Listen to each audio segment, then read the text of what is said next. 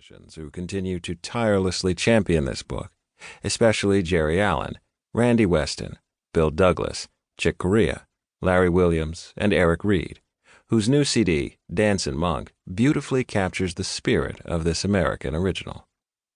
The memories people shared confirmed what my book demonstrates. Thelonious Monk was a complicated, intelligent human being who could be warm and generous at times and incredibly difficult. Those who knew him said they not only recognized the real Thelonious in this book, but also acknowledged the central role family played in his life. And yet I've also had several exchanges with people who, after learning I'd written a book on Monk, proceeded to recount incidents of bizarre and outrageous behavior, invariably concluding with, "That was Monk." Such stories are rarely first-hand accounts. Indeed, in the telling they often take on the structure of a joke. "Did you hear the one when Monk—" These legendary episodes, some of which I allude to in the book, are often apocryphal. Unfortunately, their pervasiveness has led some readers and a few critics to misinterpret my efforts to peel back the legends in order to reveal the truth.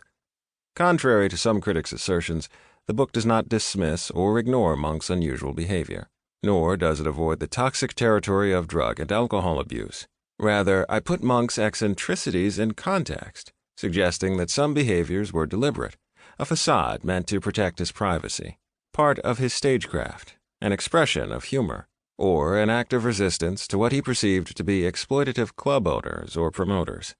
In some instances, his behavior was a sign of mental illness, or he might have been inebriated or dealing with an emotional crisis. The point is that each case needs to be understood situationally, not as some general condition or attitude. For me, the more interesting revelation was just how hard he worked. Throughout his 40-year career, he made most of his gigs, and when it was time to play, he delivered incredibly focused and inventive music. But gigs without incident don't usually make for good Monk lore. In fact, a few people complained of being overwhelmed by Monk's exhausting schedule. But then again, Monk himself was often overwhelmed, which is precisely the point. I wanted non-musicians to understand what every jazz musician knows, that making it in this business is incredibly hard work.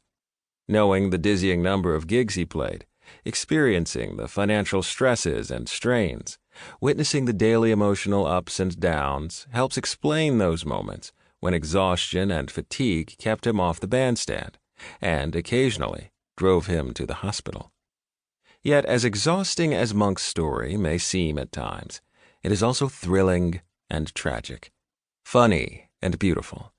Just like his music, his life cannot be skimmed or rushed through. As Monk himself once told his sidemen during a rehearsal, "Everybody don't have to be showing how fast they can read. Take one bar." One bar indeed. When listening to Monk, every note counts. Every moment is electric. He made music and lived a life that resists neat sound bites or samples, and thus sits uncomfortably in a contemporary culture built for speed and distillation. So if you're coming to this book for the first time, or discovering Monk's music, I urge you to slow down. Listen. Reflect. Savor every sound and every word.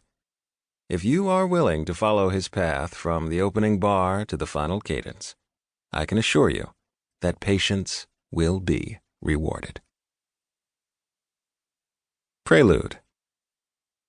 I have a choice here between writing about Monk as he is, or as he seems to be, and is generally thought to be.